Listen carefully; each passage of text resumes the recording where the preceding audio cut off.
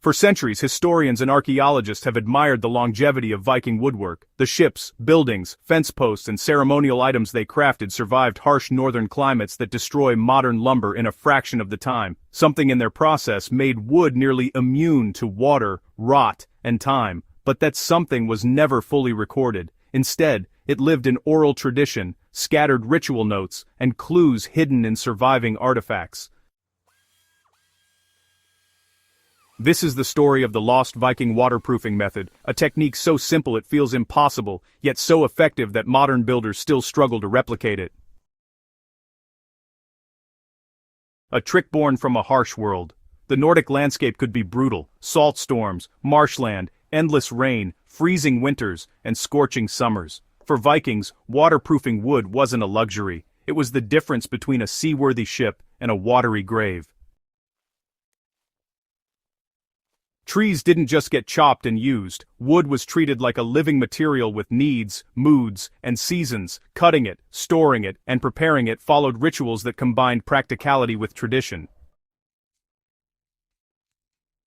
One of those rituals actually hid the waterproofing secret that, modern experts missed for centuries. It starts with the tree, not the wood. Vikings believed that the water inside the tree determined how well it resisted the water outside, so the first step was selecting trees harvested at a very specific time, deep winter, when sap was lowest, during a waning moon, which was believed to reduce moisture content, and only from north-facing slopes where slow growth produced tighter grain. Modern science confirms these choices weren't just superstition. Winter-felled trees resist rot better, and slow-grown timber has far fewer pores for moisture to invade. But that alone wasn't the secret. The so-called smoke-curing stage came next. After cutting, the logs weren't milled immediately. Instead, they were stacked in open-sided shelters where cold winds swept through them. Once partly dry, the wood underwent the first unusual step: smoke curing. Vikings burned damp pine needles, birch bark, and resinous branches under suspended planks. The heat was low, just enough to warm the wood without scorching it. Archaeologists studying Viking homesteads in Norway discovered smoke-stained timbers that were harder than untreated wood, with a resin-rich surface layer that repelled water like oilcloth.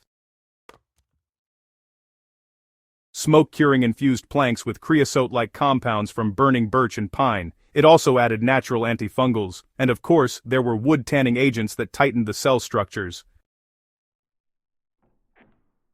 This was step one of the waterproofing ritual, but the true magic came next. The lost fat-fixing formula. Viking shipbuilders used a mixture historians once dismissed as primitive animal fat, pine tar, and crushed charcoal. Only recently did scientists realize how ingenious the blend was. The ingredients worked together. Pine tar penetrated deep into the wood. Animal fat sealed the pores and repelled water. Charcoal dust bonded the mixture to the wood fibers like a microscopic grit. But the key wasn't the ingredients, it was the temperature and timing. The mixture had to be heated over a low flame for hours and, stirred until it thickened into a black salve.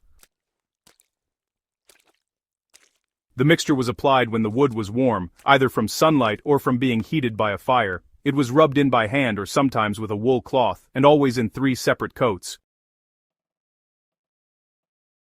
This wasn't just about coating the surface. The wood actually absorbed the mixture, forming a hydrophobic barrier right inside its cellular structure. Modern chemists who set out to recreate this blend found that once it cooled, it formed a polymer-like seal. This seal turned out to be much more flexible than modern varnish and way more durable than oil-based sealants. Sun, salt, and time, these were the final ritual. The Vikings didn't trust a ship until the wood had, met the sea. After sealing, the planks were left outdoors for weeks, just to weather naturally. Sun hardened the outer layer, salt air crystallized inside the pores, and frost, expanded and contracted the fibers, setting the waterproofing mixture permanently. Instead of weakening the wood, exposure completed the process. By the time the wood reached the shipyard, it was, well, nearly waterproof. It was resistant to mold, flexible enough for hull bending, and tough enough to withstand decades of use. Shipwrights knew the wood had taken when a drop of water rolled off the surface like it touched glass. So, why was the method lost? Well, the trick wasn't intentionally hidden or anything like that, it just simply wasn't written down. This knowledge lived on in the memories of shipwright families, passed from fathers to sons, generation after generation.